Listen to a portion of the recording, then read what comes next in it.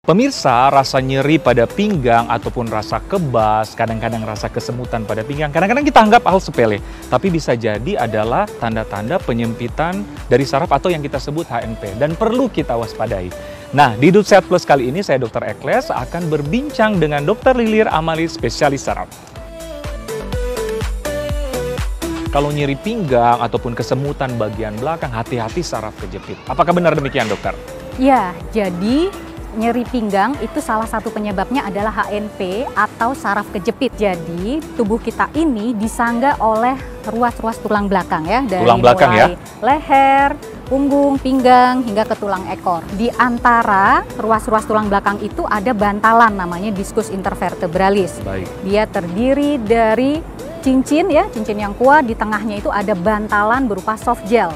Gunanya untuk meredam benturan tadi dan supaya gerak kita fleksibel. Kenapa tuh terjadi saraf kejepit? Jadi saraf kejepit itu terjadi apabila si diskusnya tadi itu, nukleus pulposusnya keluar dari tempatnya. Dan dia menekan saraf-saraf yang ada di sekitarnya. Oke, karena menekan otomatis pergerakan ataupun fungsi sarafnya terganggu ya, Iya, dokter ya? jadi memang ada gejala-gejala yang khas di HNP ini. Nah, yang sering terjadi itu paling sering adalah di HNP di bagian lumbal atau di bagian punggung. Punggung ya, dokter ya? Ya. Oke. Gejala khasnya itu adalah nyeri yang menjalar dari pinggang atau punggung, turun ke bokong, ke paha, lalu ke tungkai. Disertai dengan rasa kesemutan, kebas, terus bisa juga kelemahan tungkai, atau bahkan juga gangguan buang air kecil. Pemirsa, tim Hidup Sehat Plus sudah mengumpulkan 5 kegiatan sehari-hari yang katanya bisa mencetuskan HNP. Nah, yang pertama mengendarai motor, dokter. Apakah benar demikian, dokter? Jadi sering banget ya kalau mengendarai motor kita merasakan nyeri pinggang. Nah, kenapa seperti itu? Karena postur anatomis dari mengendara motor itu kurang bagus ya, kurang dalam posisi netral. Oke, gini kan ya, dok? Ya, jadi begitu kita tegang, duduk seperti itu tanpa sandaran. Tanpa sandaran? Ya, duduk dalam waktu yang lama, tanpa sandaran, lalu juga misalnya nih, lagi berhenti, kita akan menopang berat motor dengan satu kaki. Ya kan? Itu akan memberi beban yang berlebih di tulang punggung bagian bawah terutama. Yang lama-kelamaan bisa juga berisiko HNP. Nah, terus apa solusinya, dokter, bagi pengendara motor? Ya, ada kan yang pekerjaan sehari-hari ya memang harus dengan menggunakan motor. Solusinya gimana, dokter? Ya, jadi yang pertama dipilih motor yang sesuai ya. Jadi maksudnya tingginya sesuai. Jangan kalau misalnya kurang tinggi terus pakai motor yang besar. Itu juga. Jadi jangan yang terlalu berat. Lalu juga misalnya motornya juga jangan terlalu lama. Jangan terlalu lama untuk duduk mengendarai motor. Oke. Berapa lama disarankan segitu? Ya, disarankan jangan lebih dari 2 jam. Jadi setiap 2 jam disarankan turun dulu, untuk berhenti dulu, stretching dulu ya, betul. Baru lanjut lagi mengendarai motor. Yang kedua adalah bersepeda. Nah, ini lagi digandrungi sejuta umat, bergoes-goes ria, dokter. Bener nah, banget. Katanya bisa juga mencetuskan HNP, dokter. Ya, jadi mencetuskan nyeri pinggang ya. Jadi kalau kita ingin bersepeda, itu ada tips-tips supaya postur kita tetap bagus dan mengurangi resiko HNP. Nah, seperti apa, dokter? Yang pertama, tentu kita harus menyesuaikan tinggi badan kita dengan tinggi sepedanya ya, tinggi sadelnya. Lalu diukur jarak antara saddle dan juga stang. Nah, usahakan dalam memegang stang ini jangan terlalu kaku, terlalu kaku ya, relax saja. Lalu juga ketinggian stangnya ini jangan ada yang sangat tinggi berbeda jauh dengan saddle ya. Jadi ada yang ke atas seperti ini atau yang juga ke bawah. Iya, itu kan ada ya model-model sepeda yang kekinian seperti itu. Nah, itu akan memberi tekanan yang berlebih pada tulang belakang kita. Nah, kalau penggunaan handskun? Penggunaan sarung tangan ya. Penggunaan sarung tangan yang nyaman itu bisa mengurangi getaran dari sepeda ini juga. Itu juga boleh diperbolehkan. Ingat tapi jangan terlalu ketat ya. Selain itu tadi posisi dari punggung. Ya, posisi punggung juga jangan tadi ya terlalu menekuk ya seperti ini. Lalu juga posisi kepala. Posisi kepala jangan terlalu mendongak. Ya, jadi dagu ditarik lebih ke arah dada seperti itu ya. Baik. Jadi jangan terlalu gini ya, dok ya? Iya, jangan terlalu mendongak. Lalu yang terakhir adalah posisi kayuhan. Posisi kayuhan ini penting banget ya, dokter Ekles. Berayun, ya. Tadi jadi harus saddle itu memang benar harus sesuai dengan tinggi badan kita sehingga tidak terlalu menekuk seperti itu kakinya ya, dan bisa lurus waktu mengayun. Mengayun bisa lurus, tidak ada Iya. tetukan seperti ini. Betul sekali. Dan mungkin ini ya dokter, beristirahat mungkin setelah 1 jam atau setelah 1 jam 2 jam itu kita harus melakukan peregangan atau stretching. Yang ketiga adalah mengangkat galon. Nah, gimana tuh dok? Kadang kan nggak terhindarkan ya mengangkat galon ini. Karena kalau misalnya kita sampai salah postur untuk mengangkat galon ini, tentu akan memberikan tekanan yang luar biasa pada punggung belakang kita. Oke. Nah, itu bisa mengakibatkan tadi saraf terjepit ya kalau salah mengangkat. Nah, saya contohin aja Contohnya nih dok, Oke. gimana dokter? Jadi kalau kita mau mengangkat benda yang berat, kita harus posisinya berlutut dulu. Oke, berlutut. Satu lutut begini ya, Ya. satu depan, satu belakang begini. Dekatkan Galon. badan kita sedekat mungkin dengan si Objeknya objeknya. Ya, udah seperti ini ya. Oke. Lalu dipeluk seperti ini. Dipeluk. Ya. Lalu kalau bisa diangkat seperti ini dan menggunakan kekuatan dari tungkai. Jangan menggunakan kekuatan dari punggung kita. Tungkai. Jadi artinya Ya. kaki. Ya. Ya. Yang paling penting juga jangan memutar. Jangan memutar punggung kita. Nah, jadi kita harus memutar kaki kita seperti ini. Jangan begini maksudnya ya, karena ini akan mencederai tulang belakang kita. Nah, ini yang perlu kita perhatikan. Kadang ini kegiatan sehari-hari di rumah, ibu-ibu apalagi kadang-kadang main angkat aja ya. Ya, betul. Tiba-tiba sakit pinggang atau kesemutan di bagian pinggang ya.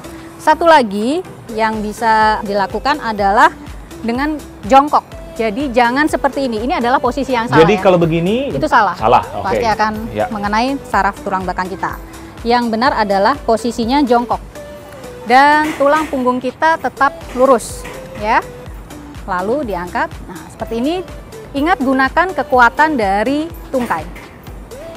Ya. Dan jangan digerakin. Ya, ke kiri jangan atau gerakan kanan. memutar. Kalaupun mau kiri kanan, kakinya Harus yang kakinya memutar. yang berputar ya. Nah, harus diingat tuh, apalagi para ibu-ibu di rumah tuh, yang main angkat aja ya dok ya. Yang keempat adalah menyandang tas. Menyandang tas apalagi yang berat itu bisa mengakibatkan nyeri pinggang. Nah, yang benar adalah harus dua-duanya dok. Jadi tidak boleh cuman menyandang tas di salah satu bahu. Oke, kadang-kadang kita kan salah satu aja nih, kayak gini. Itu sebenarnya tidak itu. disarankan ya? Betul sekali, itu akan menyebabkan tekanan yang berlebih ya di tulang punggung kita. Oke, baik. Jadi bagusan dua gini dokter? Ya, betul. Dua gitu, atau yang lebih baik lagi ditarik. Kayak troli. Oke. Jadi lebih baik lagi ditarik? Ya. Ini nggak ada beban apapun Nggak ya? ada beban apapun. Ini solusinya ya. Nah, yang sudah terlanjur nih memiliki tas yang diselempang ataupun memakai satu bagian tertentu, itu gimana dokter sarannya? Ada pilihan lagi nih kita untuk memperkuat otot-otot namanya core muscles ya. Jadi otot di bagian perut, di punggung dan di bokong itu ada latihannya. Jadi stretching, penguatan otot supaya tidak mudah cedera. Tidak mudah cedera. Dan atau bisakah dokter misalnya kan 5 menit sebelah terus pindah lagi 5 menit sebelah, itu dibenarkan atau gimana? Nggak bisa seperti itu. Memang baiknya memang harus dua-duanya ya. Satu lagi yang penting adalah pemakaian sepatu. Oh, itu partnernya tas tuh. Nah, Apalagi pada itu dia. wanita ya. Bener. Nah, gimana dokter? Jadi diusahakan jangan pakai heels apalagi yang tinggi. Jadi lebih baik sepatunya yang flat karena akan memberi beban juga kan yang berlebih dari betis sampai hingga ke punggung. Apalagi bagi para wanita yang bekerja di kantoran yang harus diwajibkan memakai heels nih, solusinya seperti apa? Bagi yang sering pakai heels, setiap 1 jam sarannya adalah dilepas dulu biar Stretching ya, kita dokter? bisa stretching. Saya setuju. Nah, selain itu juga bila di meja dilepas aja, sudah di meja kantor dilepas agar kakinya bisa flat, bisa Oke. menyentuh lantai. Jadi sambil kerja mungkin sepatunya bisa dilepas supaya menyentuh lantai yang rata.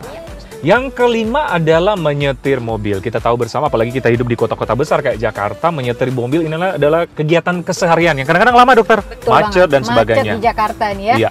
Gimana dokter?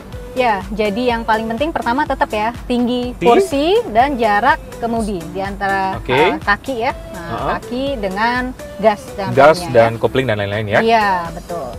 Nah, pertama adalah posisi tangan. Posisi tangan seperti apa, dokter? tangan boleh nih ya, yang penting nyaman. Tadi ini siku menekuk 120 derajat. Gini, jangan terlalu gini ya, Iya, berarti ya? betul. Oke, Jadi seperti posisinya ini. rileks saja. Baik. Lalu juga posisi tangan ada di jam 10 dan jam 2 atau bisa juga jam 4 dan jam 8.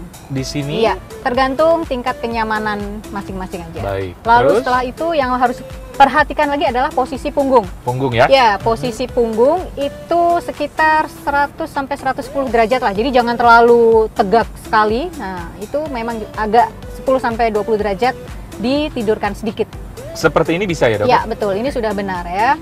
Nah, yang paling penting bisa juga ditambahkan bantal kecil untuk di punggungnya, untuk Oke, menyangga punggung. Baik, Nah, baik. agar kelengkungan tulang punggung tetap terjaga. Oke. Jadi memang posisi idealnya mungkin yang masyarakat ingin tahu tetap harus ada lengkung dikit ya di bagian Iya, punggung ya. Betul, betul. Jadi kan ada ya back itu ya, back Iya. support itu. Kita bisa beli itu. Kalau di leher ada kan yang untuk bantalan leher, dokter? Ya, itu Bisa tergantung juga? kenyamanan. Ya, boleh. Yang senyamannya aja, jadi jangan terlalu menekuk begini juga ya, karena tidak baik untuk tulang leher. Tiap 2 jam kita harus stretching.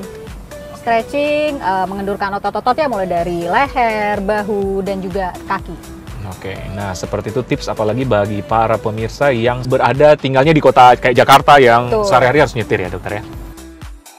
Baik, dokter Lilir, gimana sih penanganan pertama ya? Mungkin kalau kita sedang berada di rumah yang boleh kita lakukan sebagai orang awam. Jadi ada nih rest ya, jadi R-nya itu rest. Kita harus mengistirahatkan bagian yang nyeri.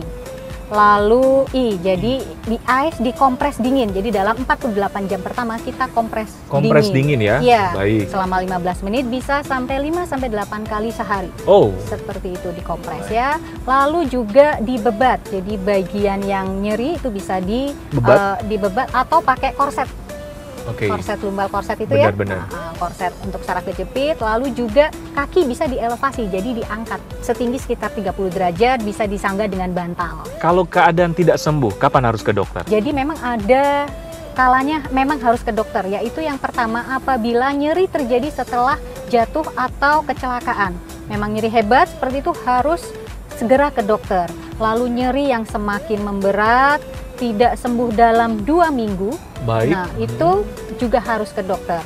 Dan apabila disertai dengan gejala lain seperti kesemutan, kebas, rasa tersetrum ya di tungkai, ada kelemahan, dan juga misalnya ada demam, ya disertai dengan demam, lalu gangguan berkemih, gangguan buang air kecil, dan juga penurunan berat badan tanpa sebab yang jelas, itu bisa juga. Nah, itu tanda-tanda berarti kita harus waspada dan harus segera ke dokter ya atau tenaga medis terdekat. Nah, pemirsa, itulah bincang sehat saya bersama Dr. Lilir, spesialis saraf untuk Hidup Sehat Plus.